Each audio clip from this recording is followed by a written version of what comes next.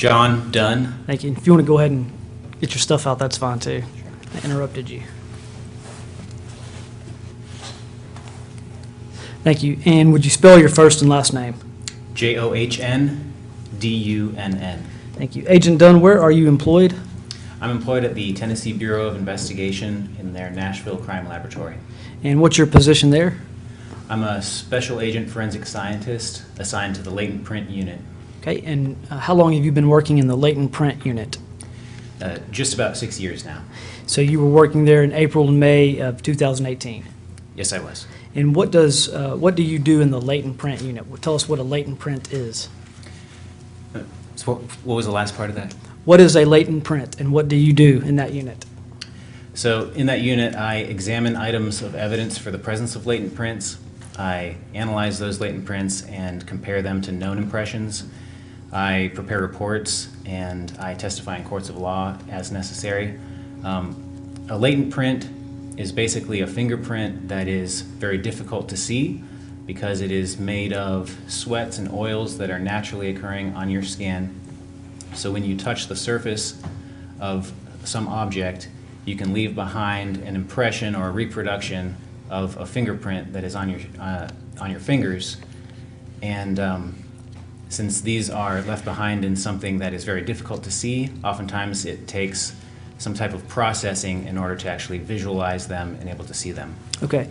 And what training and background do you have to specialize in latent print?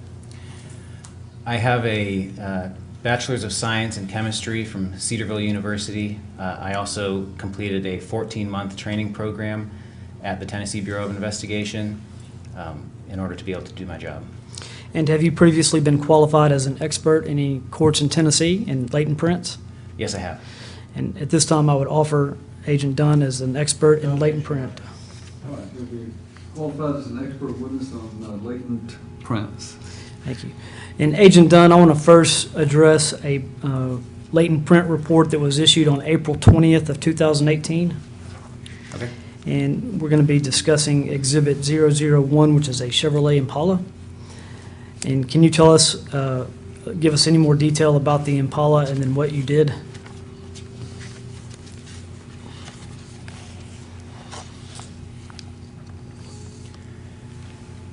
It was a maroon-colored Chevrolet Impala. I basically focused my examinations to the trunk area. I did a visual examination as well as a super glue fuming process that can help me to visualize and develop latent prints that might be there. I then did a dusting process that can also help to develop and visualize those latent prints that might be there. My results were that I did not find any latent prints that were of use for comparison. Okay. Is that surprising? It's not incredibly surprising. There's lots of different reasons why a latent print may or may not be found on a specific surface, including the texture of the surface, what the surface is made up of, as well as the conditions of someone's hand when they might have touched that surface. Okay. Tell us about the, what did you call it, the super glue process in which you're trying to lift prints? So the super glue process is a fuming process. We'll place super glue in a small dish and place that on a hot plate, and that hot plate will cause the super glue to fume, and the fumes actually attach to these sweats and oils that make up the fingerprint. It will make it so that that print is easier to see, and it'll develop areas of that print that you wouldn't have seen otherwise.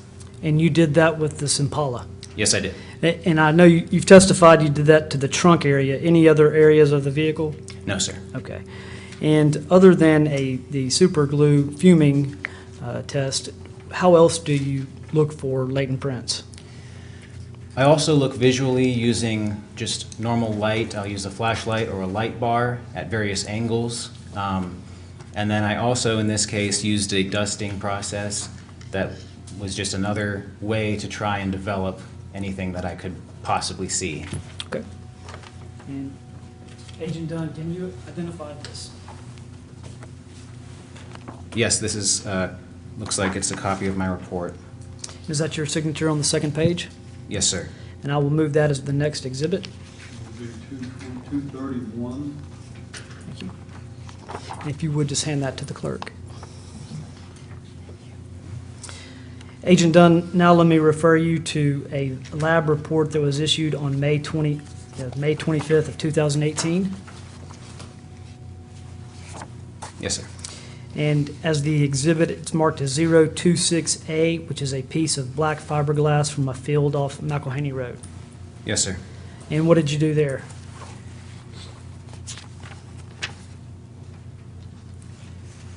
With this exhibit, I confined my processing Hold to... up, oh, hold up sorry. 1 second. Your microphone went out. Let's try it again. Yeah, am I back? You're back. With this exhibit, I confined my processing to just a visual examination. It was incredibly dirty, and so I just looked with extra light, with like a flashlight or a light bar, and again, I did not find any fingerprints on this. Thank you. Agent, can you identify this, please? Yes, this is a copy of my report. And I'll have that moved as the next exhibit, 232. And I'll pass the witness. Question? With latent fingerprints, it's not unusual for you not to find anything. Not unusual at all. But you didn't find anything. That's correct. Nothing further. Any further questions? Thank you, sir. You may step down and you're released from your subpoena. Thank you, Your Honor. Ralph? Agent Kyle Osborne, Your Honor.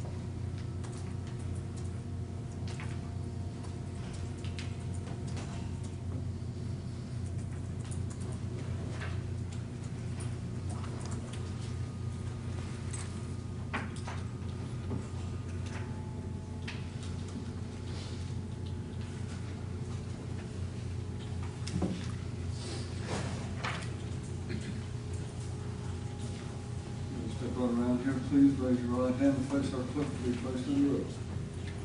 Do you solemnly swear or affirm the testimony you give in this case be the truth, the whole truth, nothing but the truth, so help you God? I do.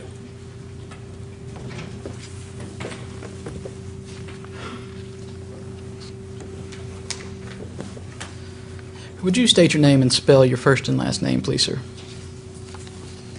Kyle Osborne, Kyle Osborne. And Agent Osborne, where are you employed? I'm employed at the Tennessee Bureau of Investigation Nashville Crime Laboratory. And what do you do at the crime lab?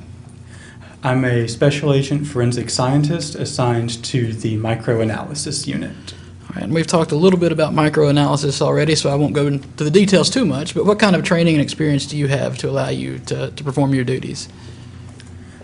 I have a Bachelor's of Arts in Chemistry from Vanderbilt University, as well as a Master's in Science from the Georgia Institute of Technology.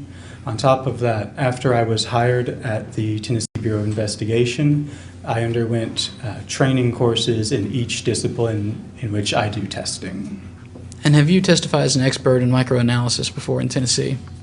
Yes, sir, I have. Your Honor, I would tender Agent Osborne an expert in microanalysis. No objection. Qualified as an expert in microanalysis. So, Agent Osborne, I'm going to hand you a report.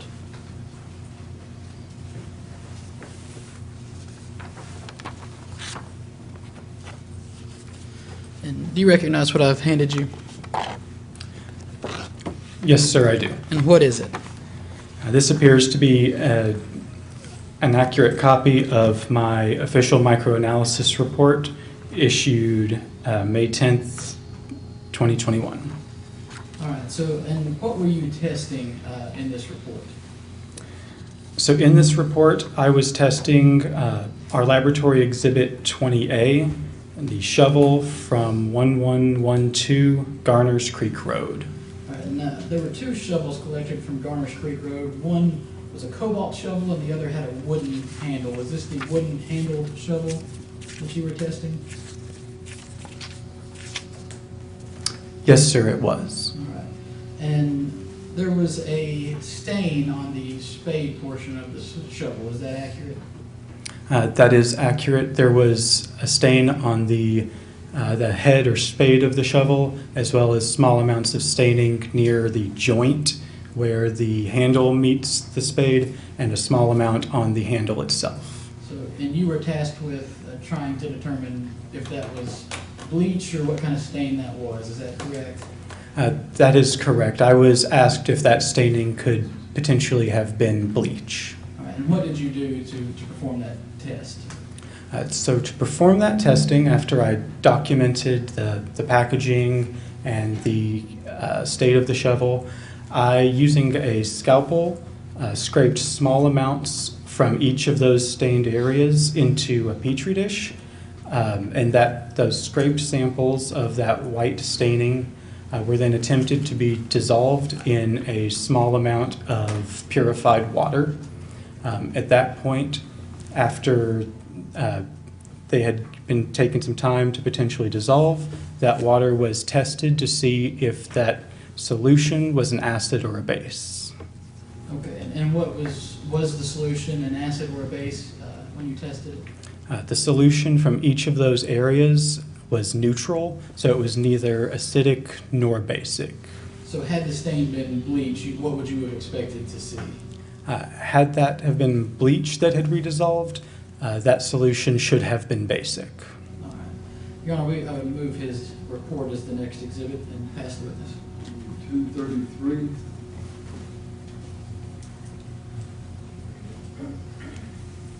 Mitchell?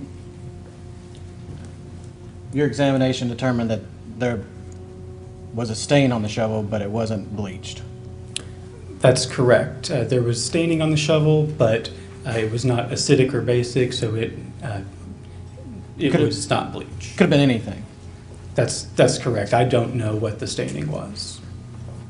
Nothing further. Are you ready? None, Your Honor. Thank you, Mr. Crawford. You may step down. Judge, may we have a sidebar? Yes.